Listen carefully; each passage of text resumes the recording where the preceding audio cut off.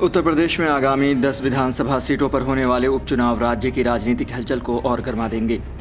दिल्ली में बीजेपी की एक महत्वपूर्ण बैठक संपन्न हुई, जिसमें इन सीटों पर होने वाले चुनाव के लिए उम्मीदवारों के बारे में चर्चा की गई।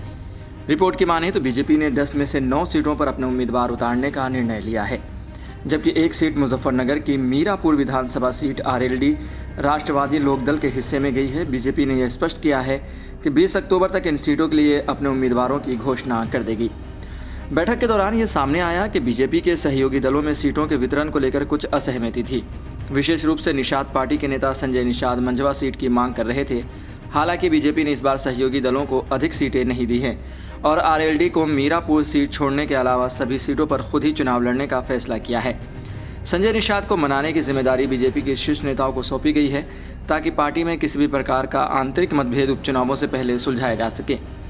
इन उपचुनावों में करहल, मलिकपुर, कटहरी, कुंदरकी, गाजियाबाद, खैर, मीरापुर, फूलपुर, मंझवा, सेसामाऊ जैसी प्रमुख विधानसभा सीटें शामिल हैं। इन सीटों में से समाजवादी पार्टी सपा के पास 5 सीटें थीं, जबकि आरएलडी और निषाद पार्टी के पास एक सीट थी।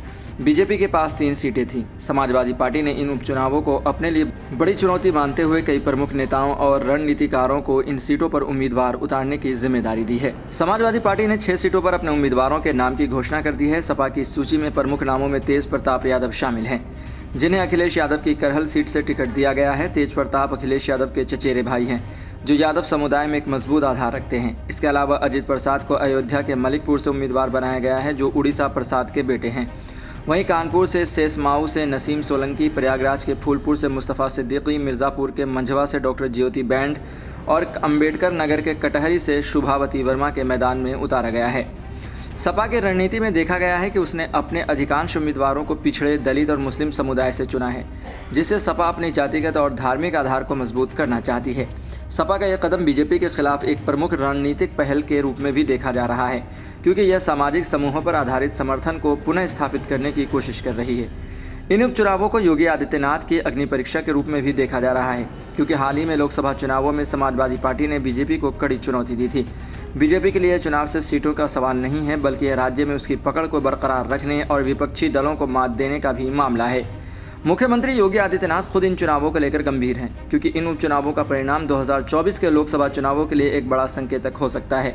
बीजेपी ने अपने पुराने प्रदर्शन को ध्यान में रखते हुए तैयारियां शुरू कर दी हैं और प्रधानमंत्री नरेंद्र मोदी की लोकप्रियता और केंद्र सरकार की नीतियों को इन चुनावों में प्रमुख मुद्दों के रूप में पेश किया जाएगा। बीजेपी के पास इस वक्त अपनी राजनीतिक बढ़त को बनाए रखने के लिए इन चुनावों में जीत हासिल करना महत्वपूर्ण है। आरएलडी को मीरापुर सीट दिए जाने से यह भी स्पष्ट होता है कि बीजेपी अपने सहयोगियों को संतुष्ट करने की कोशिश कर रही है, लेकिन सहयोगियों को अधिक सीटें न देकर उसने संकेत दिया है कि यह चुनाव बीजेपी के लिए बहुत महत्वपूर्ण है और वह अपने बलबूते पर अधिक सीटें जीतने के लिए प्रतिबद्ध है। आरएलडी प्रमुख जयंत चौधरी की यह जिम्मेदारी होगी कि वे मीरापुर सीट पर अपनी पार्टी का मजबूत प्रदर्शन सुनिश्चित करें और गठबंधन की रणनीति को कारगर बनाएं। संजय निषाद की मंझवा सीट की मांग को लेकर पैदा हुए विवाद से यह प्रतीत होता है कि पार्टी के भीतर सहयोगियों को संतुष्ट करना बीजेपी के लिए एक चुनौती बन सकता है।